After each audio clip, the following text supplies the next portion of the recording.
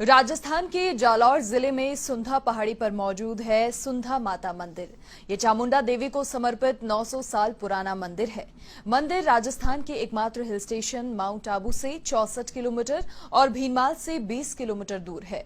अरावली की पहाड़ियों में 1220 मीटर की ऊंचाई पर मौजूद चामुंडा देवी मंदिर दशकों से भक्तों के लिए पवित्र धार्मिक स्थल है। आइए जानते हैं मंदिर का धार्मिक महत्व। राजस्थान के जालौर जिले में है सुंधा माता मंदिर। सुंधा पहाड़ी पर है चामुंडा देवी का मंदिर। अरावली की पहाड़ियों में 1220 मीटर की ऊंचाई पर है मंदिर। 900 साल पुराना है सुंधा माता का मंदिर। इसकी सुंदरता, भव्यता भक्तों को करती है आकर्षित। यहाँ मौजूद 3 शिलालेखों में है इसका वर्णन। सुंधा की पहाड़ियों पर विराजमान मां चामुंडा का मंदिर मैं बालक तू माता शेरवालिए लाखों श्रद्धालुओं की आस्था का केंद्र है। यहाँ की प्राकृतिक छटा, मनोरम वातावरण, पहाड़ों पर बिखरी हरियाली, कलकल करते झरने हर किसी को यहाँ आने के लिए आकर्षित करते हैं।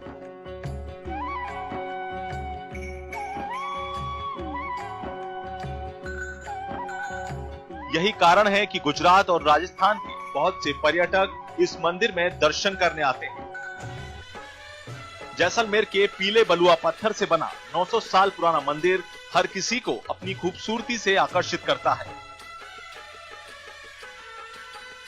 देवी के मंदिर परिसर में माता के सामने एक प्राचीन शिवलिंग भी प्रतिष्ठित है, जो भूरेश्वर महादेव के नाम से प्रसिद्ध है। इस प्रकार सुंधा पर्वत के अंचल में यहाँ शिव और शक्ति दोनों एक साथ प्रतिष्ठित हैं। यहाँ एक बड़े प्रस्तर खंड पर बनी माता चामुंडा की सुंदर प्रतिमा अत्यंत दर्शनीय है। यहाँ पर माता के सिर की पूजा की जाती है। कहा जाता है कि चामुंडा जी का धड़ कोटड़ा में और चरण सुंदरला पाल जालौर में पूजित है। तेरे भवन दे दे अपनी शरण,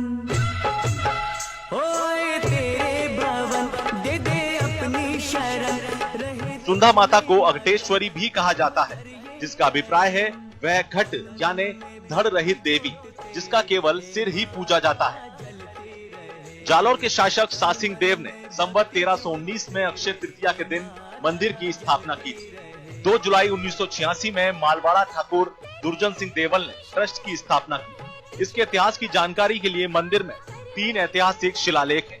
इसमें पहला शिलालेख 1262 ईस्वी का है, जो चौहानों की जीत और परमारों के पतन के बारे में जानकारी देता है। साथ ही दूसरा शिलालेख 1326 और तीसरा 1727 ईस्वी का है। यहाँ प्राप्त सुंधा शिलालेख हरिसेन शिलालेख या महरौली शिलालेख की तरह ऐतिहासिक महत्व का है। इसके अनुसार जालौर के चौहान नरेश चाचिंग देव ने इस देवी के मंदिर में विक्रम संवत 1319 में मंडप बनवाया था। इससे स्पष्ट है कि सुगंधगिरी यानी सौगंधिक पर्वत पर चाचिंग देव से पहले ही माता चामुंडा जी विराजमान थी, जो चामुंडा अघटेश्वरी नाम से लोक प्रसिद्ध हुई। इसके साथ ही प्राचीन काल में मंदिर में पूजा अर्चना की जिम्मेदारी नाथ योगी के पास होती। सिरोही जिले के सम्राट ने सोनाड़ी, डेडोल और सुंधा की ढाणी गाँव में से एक नाथ योगी रबानाथ जी को दी थी, जो उस समय सुंधा माता मंदिर में पूजा करते थे। जगदाती पहाड़ों वाली माँ मेरी बिगड़ी बनाने आ जाओ, जगदाती पहाड़ों वाली माँ मेरी बिगड़ी बनाने आ जाओ।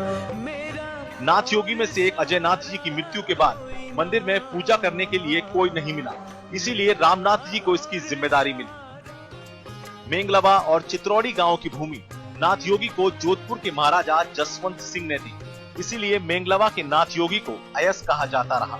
रामनाथ जी की मृत्यु के बाद उनके शिष्य बद्रीनाथ सुंधा माता मंदिर में अयस बने और पूजा की जिम्मेदारी ली।